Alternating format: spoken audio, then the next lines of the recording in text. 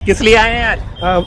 आज मोदी जी का जन्मदिन है। प्रभु से प्रार्थना करेंगे मोदी 100 साल पूरी उम्र करके यहाँ से संसार से विदा लें। मोदी का जन्मदिन है। अच्छा, कहाँ से आ रहे हैं आप? हम बदरपुर से क्षेत्र से आ रहे हैं। अब कितने साल के मोदी जी हो जाएंगे? 75। मोदी धीरे धीरे सबको सफाया कर रहे हैं। 70 कर दिए, 3 तलाक कर दिए। महिलाएं कह रही है 2500 रुपए नहीं आए अभी। 2500 रुपए आएंगे, आएंगे 2500 रुपए भी आ जाएंगे। आ जाएंगे। 2500 के लिए बजट रखा है, 5000 करोड़ का बताया था हमें जिले में। अच्छा, हाँ, वो आएंगे खाते में।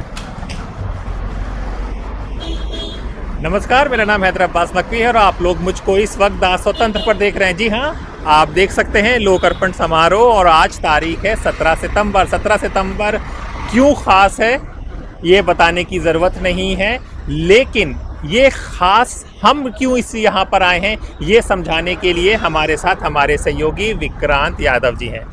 विक्रांत, आज हमारे प्रधानमंत्री जी का जन्मदिन है। कितने साल के हो जाएंगे वो? प्रधानमंत्री जी 75 साल के हो जाएंगे और आज वो सस्पेंस भी खत्म हो गया है जिसमें कहा जा रहा था कि 75 के बाद मार्गदर्शक मंडल में या रिटायर हो जाएंगे।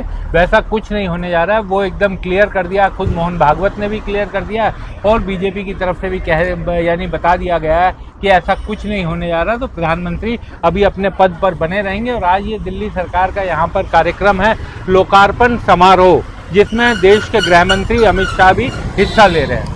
हाँ विक्रांत, हम लोग यहाँ पर आए तो पूरे एकदम छावनी सा बना हुआ था बड़ा। देखिए बड़ा, आप देखिए इस समय पूरी तरीके से साफ सफाई, रोड की साफ सफाई, जितने भी नाली और बाकी चीज़ें थी पूरी साफ कर दी गई। और इसी त्यागराज स्टेडियम में मुख्य कार्यक्रम है क्योंकि गृह मंत्री अमित शाह इस कार्यक्रम में आ रहे हैं, तो इस कारण भी थोड़ी सुरक्षा के पुख्ता इंतजाम किए गए हैं। चारों तरफ से पुलिस ने पूरा इंतजाम किया गया है। अंदर भी एंट्री बाकायदा आई कार्ड देखकर और बाकी चीज़ें देखकर किया जा रहा है। और आज दिल्ली सरकार की कुछ योजनाएं हैं जिसका लोकार्पण किया जाएगा।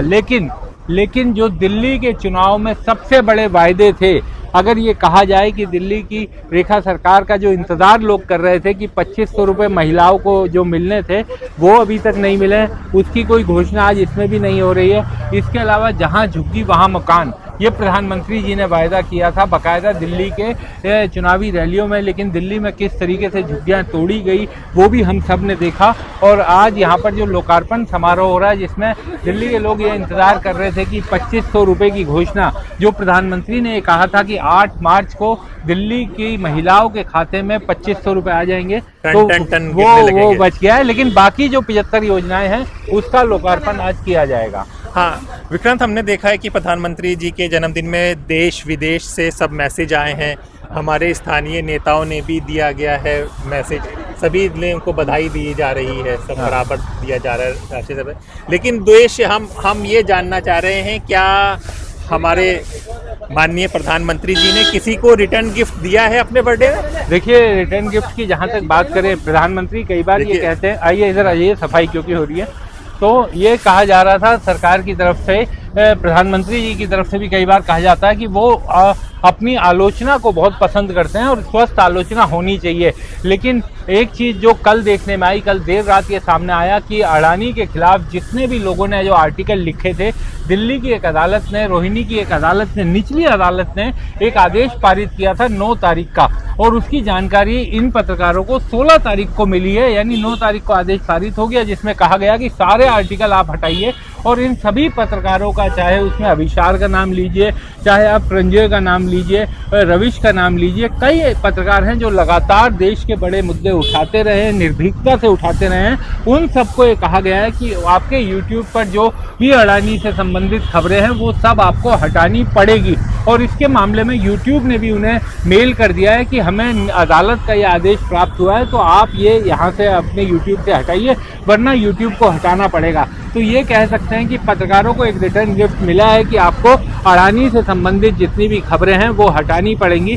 और ये बड़ा दुखद संयोग भी इसे कहा जाएगा कि प्रधानमंत्री के जन्मदिन के दिन इन पत्रकारों को, जो कहा जाता है कि किसी भी लोकतंत्र में पत्रकारों की आवाज़ होनी बहुत ज़रूरी है, और आपसे अगर वैचारिक विरोध वाले पत्रकार हैं तो उनकी आवाज़ तो और ज़्यादा ज़रूरी है ताकि दोनों पक्षों की बात सामने आए। लेकिन अब इन पत्रकारों को वो हटाना पड़ेगा। और सबसे बड़ी बात कि ये चैलेंज भी नहीं, इनको सुना भी नहीं गया। अब ये पत्रकार अदालत में जाएंगे, चैलेंज करेंगे ऊपरी अदालत में, तब देखिए क्या होता है। लेकिन आज की तारीख में इन्हें हटाने को कह दिया गया। और दूसरी बात जो सामने आई थी वो ये थी कि रिलायंस वाले मामले में भी सुप्रीम कोर्ट ने जिस तरीके से वनतारा के मामले में फैसला दिया, उस पर कांग्रेस ने कई सवाल खड़े किए हैं। उसने ये कहा है कि 15 दिन में पहले शिकायत PIL आती है, SIT बनाई जाती है, 15 दिन में SIT अपनी रिपोर्ट दे देती है, उसके तुरंत बाद सील कवर में रिपोर्ट रहती है और अदालत भी उसे सील कवर में ही रखती है और ये आदेश दे देती है कि अगर जो भी वनतारा के ऊपर आरोप लगाए गए थे वो उसमें से कोई भी सही नहीं पाया गया, उस पर बेबुनियाद आरोप लगाए गए हैं। और साथ साथ ये भी रिलायंस को छूट देती है कोर्ट अपने फैसले में कि अगर आप चाहें तो आप जिन भी लोगों ने आपके खिलाफ स्टोरीज की है उनके खिलाफ डेफामेशन का केस फाइल कर सकते हैं। तो ये भी छूट उन लोगों को मिल गई है। तो विक्रांत एक बार बता पाएंगे कि क्या वो लोग, क्या खबरें थी ये लोग डालते थे, क्या खबरें थी ये लोग पब्लिश करते थे? देखिए, अडानी के खिलाफ तो जितनी खबरें चली हैं, जितनी खबरें आई हैं, जिस तरीके से सरकार ने उन्हें कथित रूप से जो फायदा पहुंचाया उसको लेकर इन पत्रकारों ने अपनी खबरें दी हैं और वही खबरें इन्होंने अपने फेसबुक, यूट्यूब वगैरह पे छापी थी। लेकिन अब चूंकि कोर्ट का आदेश है और सबसे बड़ी बात की नैसर्गिक न्याय क्या होता है कि अदालत दोनों पक्षों को सुनने के बाद फैसला दे, लेकिन इस मामले में सिर्फ एक पक्ष को सुना गया है। सिर्फ पहले जो शिकायत करता थे यानी अडानी, उनकी तरफ से सुना गया है और पत्रकारों को कोई मौका नहीं दिया गया अपनी तरफ से अपनी बात कहने का। ये जो एक पक्षीय फैसला था कि आप ये अपने सारे वीडियो हटा दीजिए, इसीलिए इन लोगों को आपत्ति है और इनका ये कहना है कि हमें अपना मौका नहीं दिया गया। और अब ये सब लोग जो पत्रकार हैं वो ये कह रहे हैं कि हम इस मामले में ऊपरी अदालत में जाएंगे और अदालत के सामने अपनी बात जरूर रखेंगे। एक और बात जो आपको जानना जरूरी है कि आज सवेरे में प्रंजय ठाकुरता का ट्वीट पढ़ रहा था। क्योंकि उनको भी कहा गया है कि आप ये हटाइए, लेकिन वो आज दिल्ली में नहीं है। वो ट्रेन के जरिए राजस्थान के कोटा में जा रहे हैं। वहाँ के ग्रामीण कोर्ट में उनके खिलाफ डेफेमेशन का एक केस फाइल किया था अडानी कंपनी के जरिए, अडानी के जरिए। तो उसमें हेयरिंग है। वो 5 बार वहाँ पर जा चुके हैं और कोटा शहर से भी 100 किलोमीटर दूर है।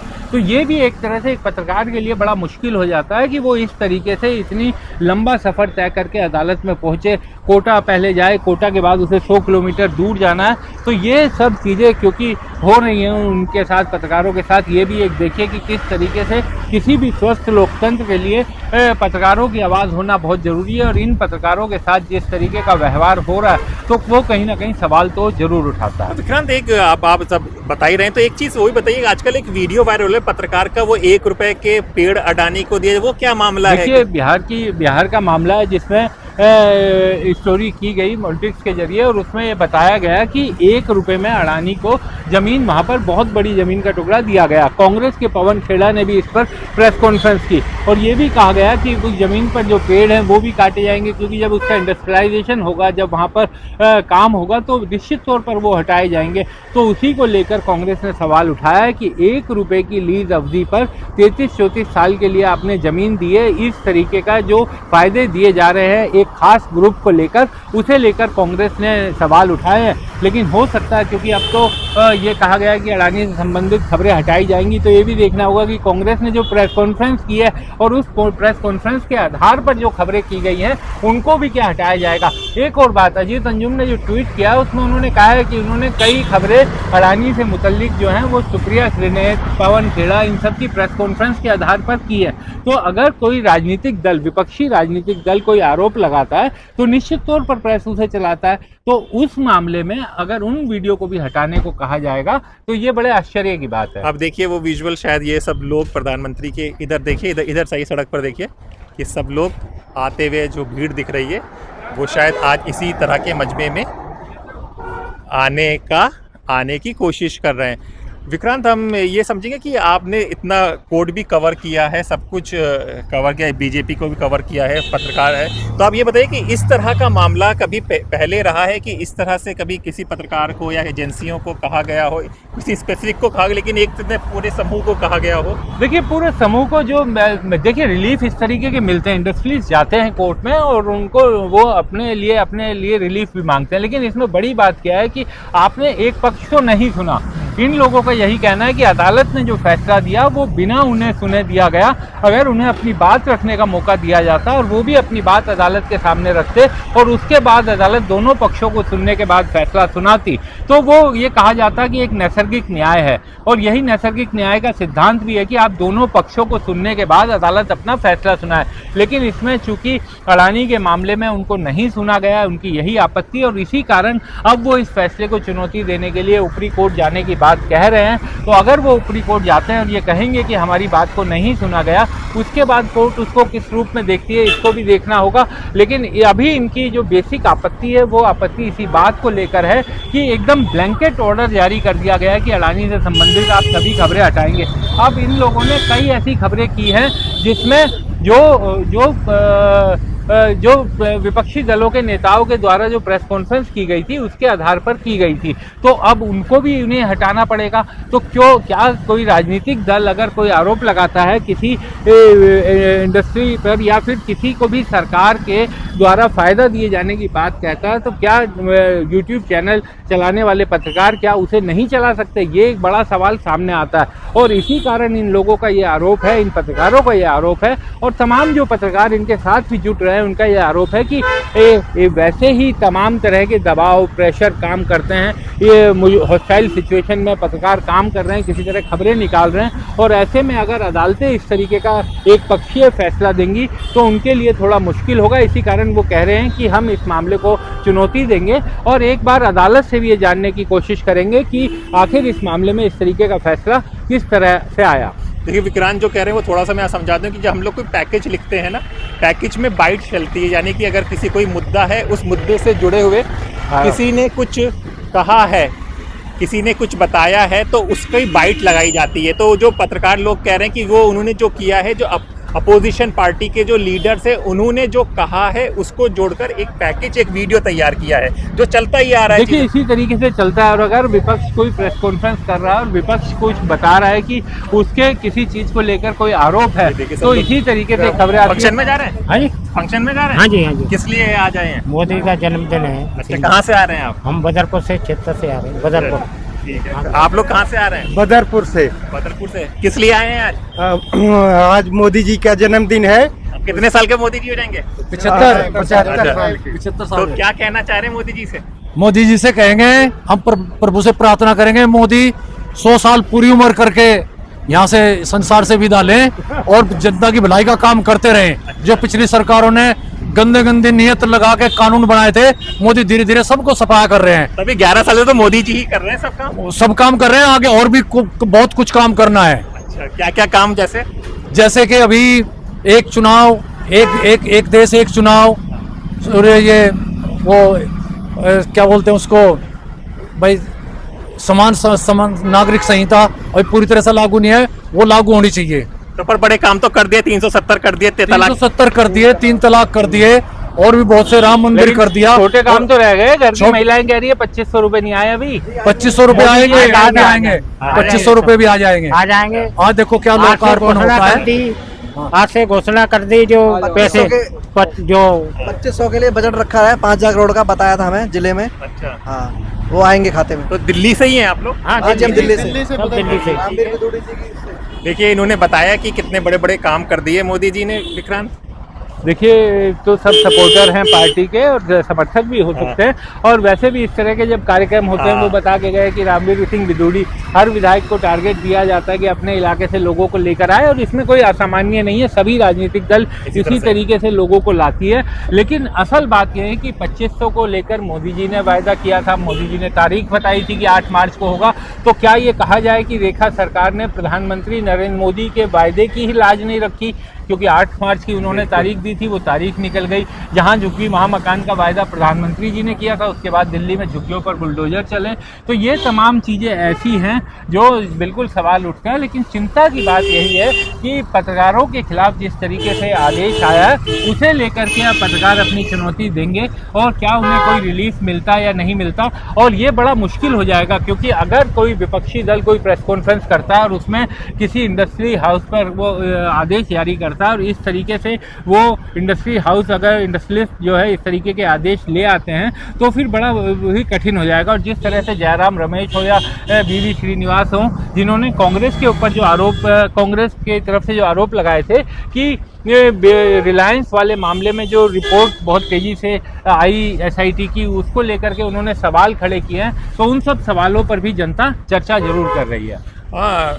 विक्रांत, हमें जानना चाहेंगे कि ये साल चुनाव का है तो मोदी जी बिहार में बहुत एक्टिव दिखेंगे। अभी भी चाहे माँ की गाली का बहुत बड़ा इशू बन गया था, उसको बड़ा, देखिए ये सब चीज़ें कितना बड़ा चुनावी मुद्दा बनेगा ये सब अलग बात है, क्योंकि बिहार के लोग भी पढ़ाई दवाई ये सब चीज़ें चाहते हैं, रोजगार चाहते हैं। पलायन जो वहाँ पर हो रहा है, अब 19-20 साल से नीतीश कुमार की सरकार है, लेकिन आज भी रोजगार अगर वहाँ पर बिहार के लोगों को ना मिले तो ये बड़ी दुख की बात है। वो दूसरे राज्यों में जाकर मजदूरी करने के लिए मजबूर होना पड़ता है। तो कोई भी नहीं चाहता कि वो अपने राज्य को छोड़कर, अपने घर को छोड़कर, अपने गाँव को छोड़ करके जाए, पलायन करे। तो इन सब चीज़ों पर अब लोग जागने लगे हैं, बात करने लगे, तो इन सब चीज़ों पर भी चर्चा होगी। और गाली की जहां तक बात है, वो विपक्ष ने खुद जवाब दे ही दिया है कि जिस तरीके से उनके प्रवक्ताओं ने तो टीवी चैनलों पर बैठ करके माँ और बहन की ऐसे ऐसे शब्दों का इस्तेमाल किया जो शायद कोई भी सभ्य समाज में नहीं कर सकता। तो कितना किसी की भी माँ को गाली या शब्द इस तरीके से नहीं कहने चाहिए, तो वो किसी को भी नहीं कहने चाहिए।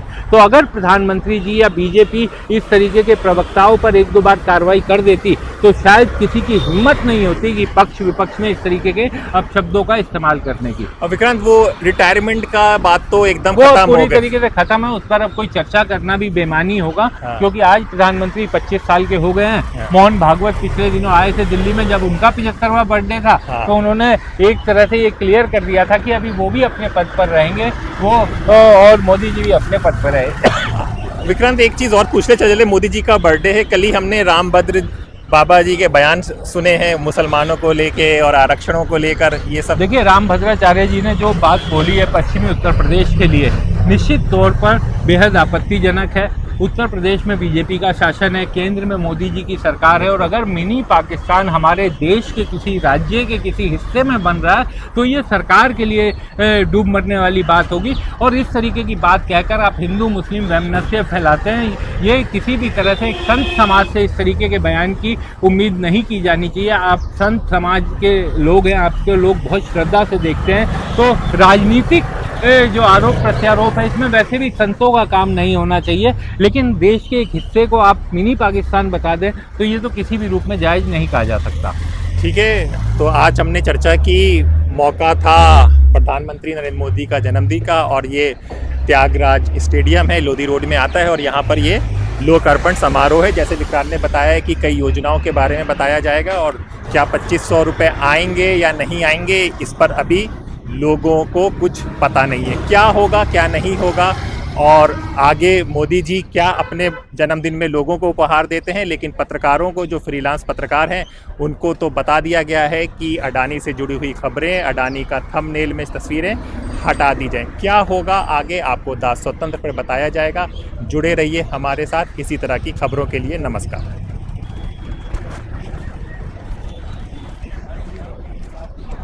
हमारे चैनल को कृपया लाइक करें, सब्सक्राइब करें और अपने साथियों से भी जरूर करवाएं। शुक्रिया।